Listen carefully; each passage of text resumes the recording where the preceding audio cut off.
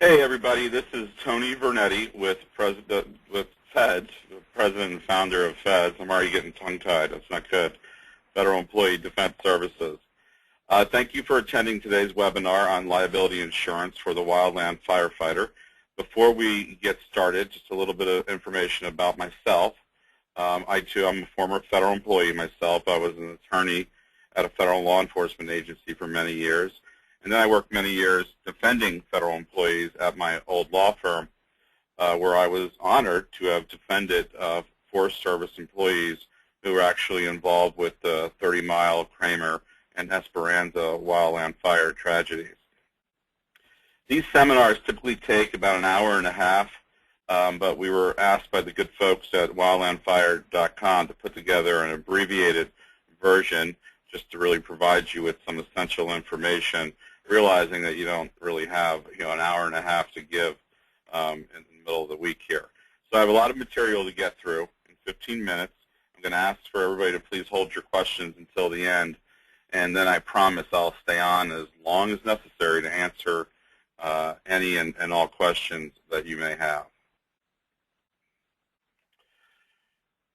So liability exposure for the federal wildland firefighter really changed dramatically in the wake of a 30-mile fire back in 2001.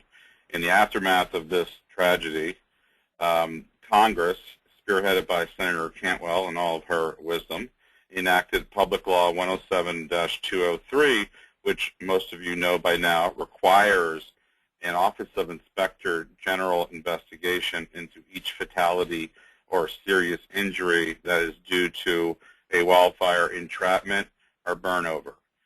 It's specific to the Forest Service, but there's always pressure for to extend this to the Department of Interior wildland firefighters as well. So we may see that in the future. The true impact of this new law became a harsh reality in the wake of Kramer fire tragedy, where the USDA IG actually conducted a manslaughter investigation against the managers in charge of the fire to see if there was criminal negligence. And that really opened everybody's eyes, because I think in thinking about the IG coming in and doing an accountability type investigation, nobody really envisioned that it would start as a criminal investigation. But then when you take a step back in the seat that I sit in, you realize that IGs are just that. They are criminal investigators first. So naturally, that's how they're going to approach it. 30-mile, I'll say, also changed the accountability, excuse me, the accountability landscape, in that it was the very first time that the agency, the Forest Service, really imposed some serious discipline against employees involved with managing and fighting the fire. Before then, investigations into fatalities and other serious accidents really used to be about just lessons learned to prevent future tragedies. But now it's really all about accountability. It's the name of the game, and unfortunately, assigning blame. We're going to start out with your civil exposures and very quickly go through it, because believe it or not, this should really be the least of your concerns. Civil suits, these civil suits are often referred to as Bivens actions, constitutional torts, personal capacity, individual capacity lawsuits. To understand your exposure to civil lawsuits, you really just need to understand three basic concepts: representation, immunity, and indemnification. Okay, representation. If you get sued, the first thing you need to consider is who's going to defend you. Believe it or not, DOJ representation is not mandatory and it is not automatic. It is the sole discretion of the Department of Justice to decide whether you will be assigned a DOJ attorney to defend you. Even when it's clear that you're acting in the scope of your employment because you're managing the fire, DOJ must also determine that it's in the interest of the United States to provide you with defense counsel. The denial happens in situations where you're being investigated for some sort of wrongdoing for the very same reason that you're being sued. The other concept of immunity, this is one that's usually new and shocks a lot of people throughout the federal government. If you do not have absolute immunity for these personal capacity lawsuits, like you do for lawsuits under the Federal Tort Claims Act. So what does that mean? That means you can still be held personally liable, financially liable, even if DOJ represents you and they lose, and there is a judgment entered against you. You only have what's called qualified immunity for these types of what we call personal capacity lawsuits. And then the final concept is indemnification, and that's essentially what an important part of what the liability insurance does is it provides you that indemnity protection in the event that you are found liable. It provides a judgment up to $1 million or $2 million.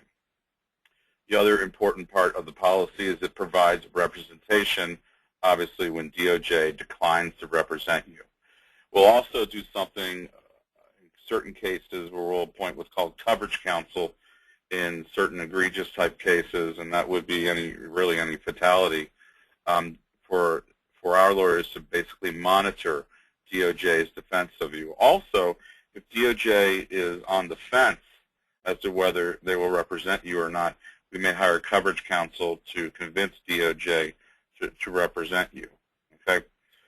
Again, these personal capacity lawsuits, like I said in the beginning, are pretty rare for you, the firefighter, because generally speaking, if it is a firefighter, a Forest Service employee, or other federal employee who is injured, FECA is the sole remedy. Federal Employee Compensation Act, workers' comp, is really the sole remedy. And then the Federal Tort Claims Act for any lawsuit that an individual would file, such as in the 30 Mile Fire, the Hagemeyers, the campers, sued under this Federal Tort Claims Act, because typically the government is the deeper pocket there. But nevertheless, personal lawsuits can happen. So I do want you to just take these three concepts away: that you can be sued, that DOJ can deny rep, and that you can be held liable for a judgment. And the liability insurance protects you in these three ways: legal defense, coverage counsel, and it pays damages. Again, I want to emphasize that civil suits without DOJ representations are rare, with actual liability being even rarer. In fact, if you've ever attended one of these agency-sponsored briefings on personal liability, where a Department of Justice attorney or an assistant United States attorney is doing the briefing, often I've heard that they will recommend against, excuse me again, for buying the liability insurance, because they look at it only through the eyes of civil, and they come to the conclusion that I basically just did, that it's rare. You know, probably less than 5% of the cases where DOJ will deny representation and you will actually be held liable.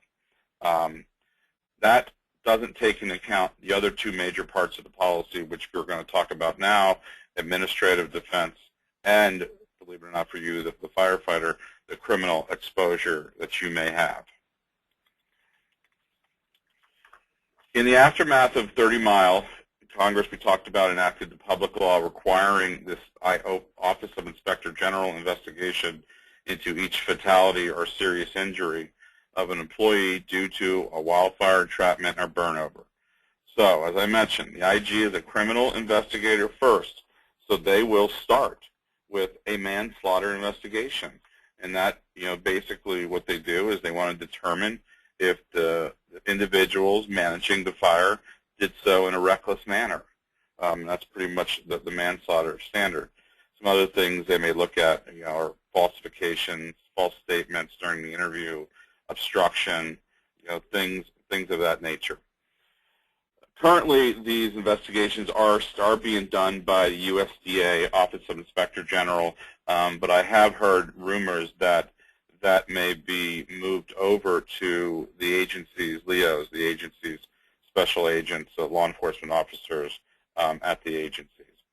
Typically, these investigations are supervised by a federal prosecutor at the Department of Justice, and typically these investigations, and I'll get into this much more later, but I want to emphasize it here, you know, any request to be interviewed or to participate in these types of criminal investigations is generally going to be a voluntary request. And what that means is that you have a Fifth Amendment right to silence. And you're always going to want to exercise that and consult with an attorney before you talk to any criminal investigator, and I'll emphasize that point later. Here are the typical criminal offenses that we've seen them investigate in these wildland fire situations. What I want you to know is if you're notified that you are the subject of a criminal investigation, it's absolutely important for you to talk to or retain a criminal defense attorney before you talk to anyone. And when the criminal investigation runs parallel to an administrative investigation, the matter invokes some very complicated constitutional issues. So, waiving your constitutional right against self-incrimination is just something you cannot and should not do without speaking with an attorney, even if it means you are facing a job action. There's typically a pecking order for these investigations. The accident investigation, OSHA investigation, OIG, misconduct, and I'll get into that a little bit later, but I just want everyone to appreciate that there is real criminal exposure here. When a wildland fire goes bad and a fatality or serious injury occurs, there is going to be some level of a criminal investigation. This is usually where people get angry at me when I do the in-person presentations or seminars because they're frustrated. They can't believe that they're really just doing their jobs, and how could it result in a criminal investigation? I hear you. You're preaching to the choir. I think it's a mistake. It's wrong, but nevertheless, that's the environment that we are operating in the post-30-mile world. And there are two illustrations of this in the Kramer fire, which was after the 30-mile fire, and it was the first where the new law was put into place, and the IG conducted an investigation under this new authority, and which essentially it ended, they were considering prosecution. It ended in the IC there, Alan Hackett, accepting what's called a pretrial diversion, which involved him resigning his federal employment. In that case, the Forest Service and Department of Justice really put Alan in a very untenable position. They proceeded on two fronts against him. They proposed a disciplinary action, a removal against him, and all along while there was an active prosecution. So he couldn't defend in a disciplinary matter, or he would be waiving his Fifth Amendment right and essentially turning evidence over to the prosecutor. So he really was left, in no position other than to accept the pretrial diversion that was being offered. Plus, Alan had limited means to provide a legal defense. Unfortunately, he did not have the liability insurance, which could have provided a full defense for both matters, and maybe things could have turned out differently. So he really had no opportunity to defend. I mean, say what you want about the Kramer fire, the IC, he was no criminal, and the fact that he never had an opportunity to at least provide some defense is, in my opinion, troubling and upsetting, even to this day. Then the other prosecution we have to look at is in January 2007, almost 5 years after the 30-mile fire, the U.S. Attorney's Office in the Eastern District of Washington indicted the IC for the 30-mile fire, L. Reese Daniels, and indicted him on 4 counts: involuntary manslaughter, and then several counts of false statements, USC 1001. Fortunately, L. Reese was able to get a very good public defender and was ultimately agreed to a plea deal to one of the false statements, and avoided jail time and simply got probation, I believe. So before actually I leave criminal, just want to emphasize again that it is a real possibility. It's simply the cost of doing your job these days, that if something happens, they're going to come in and at least go through the motions in these types of criminal investigations. So you want to take that very seriously, and hopefully you will have liability insurance if that happens to you, and you'll be able to get full legal advice before you do anything with that. The next type of coverage I want to talk about is the administrative part of the policy. So the Fed's liability policy pays for a legal defense for up to $200,000 for any administrative matter that could result in a personnel action against you. So this is any administrative investigation, whether it's Inspector General investigation that we just talked about, an accident investigation, misconduct investigation, congressional investigation. Even when OSHA comes in and wants to tell you how to keep a burning forest a safe working environment, it's going to cover that type of investigation as well. We'll provide an attorney, throughout the investigation. In the unfortunate event that there's a disciplinary action taken against you, imposed against you, the Fed's policy will provide an attorney to defend both at the agency level and at the MSPB if necessary. Whether your action is intentional or unintentional, you need to realize that it's going to be reviewed from the perch of 20/20 hindsight. And as you know, the benefit of that kind of hindsight and really just the pliable nature of, the 10 standing fighting orders, the 18 watch-out situations, it's really not hard to find violations if you're going to second-guess decisions. And this is true even in the most safety-conscious environments. And if you are a manager, I should mention, we were doing a lot talking about wildland firefighter, there are other exposures such as whistleblower retaliation, EEO, and Office of Special Counsel complaints. So the coverage, as I mentioned, will provide a defense to defend against the allegations, prepare you for any investigative process, actually attend the investigative interview with you.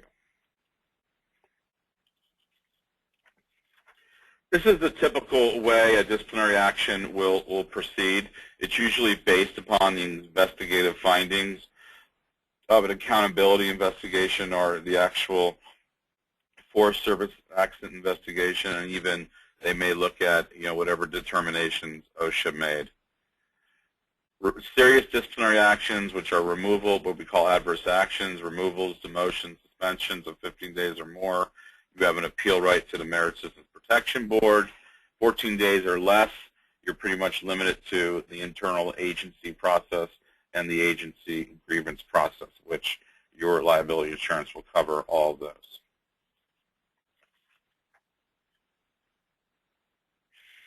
So with the exception of work-rest ratio here, you can see how any one of these charges can be manipulated to serve any purpose that somebody wants to serve. The means to justify the ends, in other words. But these are the types of charges that we have seen, that I have seen in 3 disciplinary action cases I've been involved with involving wildland fires.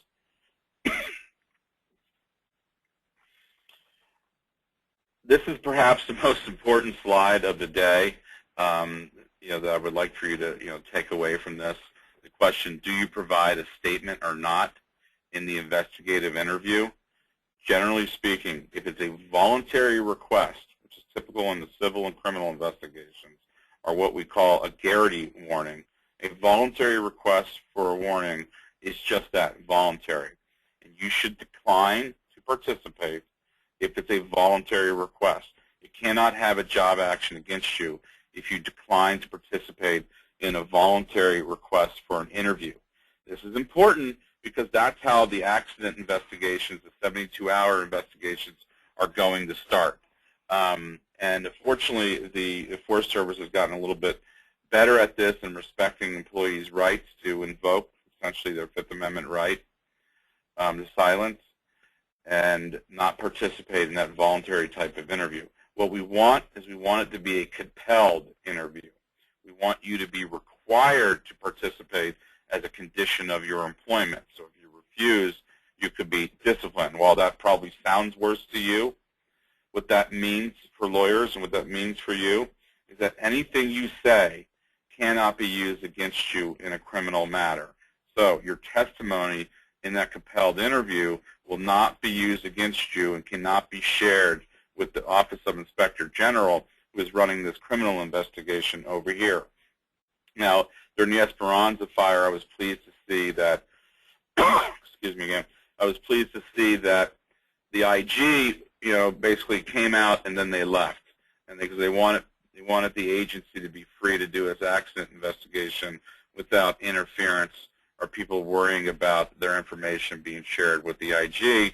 And then once that was concluded, they came in to do their piece of it. So voluntary or compelled. A voluntary request for an interview, you should not do it unless you consult with a lawyer. Compelled means you have use immunity. Anything you say cannot be used against you in a criminal matter. Just a summary, quick summary of what the liability insurance covers: lawsuits, administrative disciplinary matters, and the criminal proceedings. And as most of you know, Congress, as firefighters, Congress requires your agency to reimburse you up to 1/2 of the cost of the liability insurance. So our base policy, our $1 million policy, is $270. At the end of the day, it's only $135 to you. And if you have questions about whether you're eligible for the insurance, there's something on our website under the Wildland Firefighter page called Enclosure A that enumerates all the positions that are eligible for the reimbursement. If you can't find it there, just give us a call and we'll provide you with a copy. You should appreciate that about 5 years ago, the definition of management and supervisor for the wildland firefighter was expanded to include all ICs, anybody who has the capability to be a manager on a fire, regardless of what your day job is. Okay, you have a capability to be a manager on any kind of fire, you're going to be eligible for the reimbursement. So you should really take advantage of it. Your agency, to its credit, your leaders really lobbied hard for that about 5 years ago because they saw more and more employees being held, being made vulnerable to these investigations, yet they weren't eligible for the reimbursement. So now you are. This basically concludes my presentation today. So I hope you learned that serious accidents on wildland fires do occur. Accountability allegations against federal firefighters are not uncommon. Legal advice or attorney services are relatively expensive. The cost that you're going to pay for 1 hour of legal service is more than you're going to pay for liability insurance. So there are 3 ways to basically get enrolled. You can go online at www.fedsprotection.com. You can give us a call, or we can send you an enrollment form, or you can download that from our website. We also have payroll deduction available if you would like to avail yourselves to that, which is essentially $12 a pay period. So that concludes my presentation. I'll now open it up for questions, which will be facilitated by Kathy. Tony, we don't have any questions at this time. Okay, if anybody thinks of any questions after we get off the webcast, feel free to send me an email. I'll give out my direct email, which is Tony, T-O-N-Y, at fedsprotection.com. That's F-E-D-S, protection.com. Or you can give us a call, and I'll be happy to answer your questions then. Thanks, everybody, for participating, and I hope you have a great weekend and a very, very safe fire season.